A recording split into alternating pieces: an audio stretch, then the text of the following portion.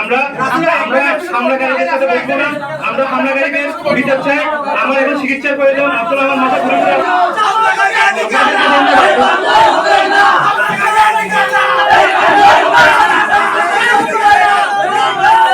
আমি আব্দুল্লাহ সাহেব, আমি নিজেও জুলাই আহত। আমি আসলে কারো পক্ষ হয়ে আসি নাই। রাসেল ভাই হোক, রেজাউল ভাই হোক, যেই হোক, আমি কারো পক্ষ হয়ে আসি নাই। আমি শুধু এইটুকু বলতে চাই, আহতদের দিয়ে যে সিম্পেথি গেম খেলার চেষ্টা করা হচ্ছে, এই খেলাটা যাতে বন্ধ হয়। আহত কারো পক্ষের হতে পারে না। একটা অঘটন ঘটেছে, ঢাকা থেকে একজন মেহমান এসেছেন, ওনাকে আমরা আতিথেয়তা করতে পারিনি, এটা আমাদের ব্যর্থতা।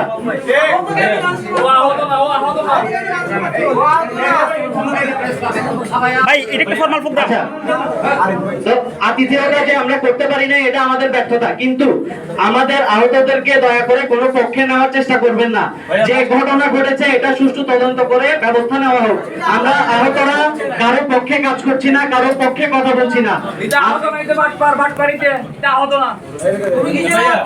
ঠিক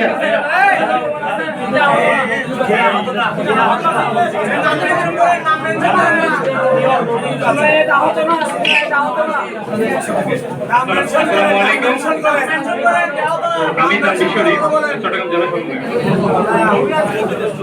আব্দুল হান্নান মাসুদ ভাই আসার সময় রাফি ভাই এবং রাসেল ভাইকে জানিয়েছে, এবং আব্দুল হান্নান মাসুদ আমার এলাকার ফ্রেন্ড। আমরা একসাথে বেড়ে উঠেছিলাম হাতিয়াতে। ফ্রেন্ড হওয়ার ক্ষেত্রে ও আমাকে আগে থেকে জানিয়েছিল। তখন আমিও প্রোগ্রামগুলো বাস্তবায়ন করতে আমি থেকে সর্বোচ্চ সহযোগিতা করেছিলাম। আমাদের প্রোগ্রাম শেষ হওয়ার পর যখন আমরা আরকেএমপিকে গিয়েছিলাম, যখন রাফি ভাই আমাকে কল দিয়েছিল, যে আমি রাফি ভাইকে কল দিয়েছিলাম প্রথমে যে ভাই আপনি আসেন, হান্নান ভাই তো আপনার জন্য বসছে। তো রাফি ভাই আমাকে বললো যে ভাই আমার তো 25-30 জন আছে, আমরা কি আসতে পারবো সবাই? আমি বললাম ঠিক আছে ভাই, আপনারা আসেন, একসাথে আসেন, সমস্যা নেই। দেন যাবো রাফি ভাইয়ের সাথে যারা আসলো, রেজাউলরা আসলো এবং সাদিক আর আরমানরা আসলো। আসার পর ওরা একটা হট্টগোল শুরু করে দিল। তখন যা বললো এটা তো আমাদের রাসেল ভাই বললো। পরবর্তীতে আমাদেরকে সেখানে অবরুদ্ধ করে রাখা হলো। এমনকি সেখানে আমাকে প্রোগ্রামটা আমি অ্যারেঞ্জ করছি, এই জন্য আমাকে টার্গেট করে আমাকে মারার জন্য তারা তখন থেকে করেছিল।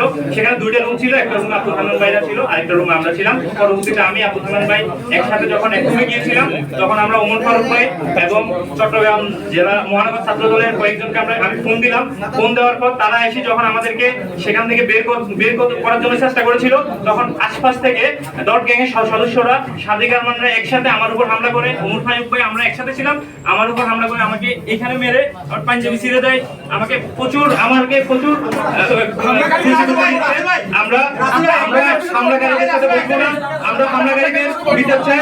আমার এখন চিকিৎসার প্রয়োজন। আব্দুল রহমান মাথা ঘুরে চিকিৎসার জন্য আমার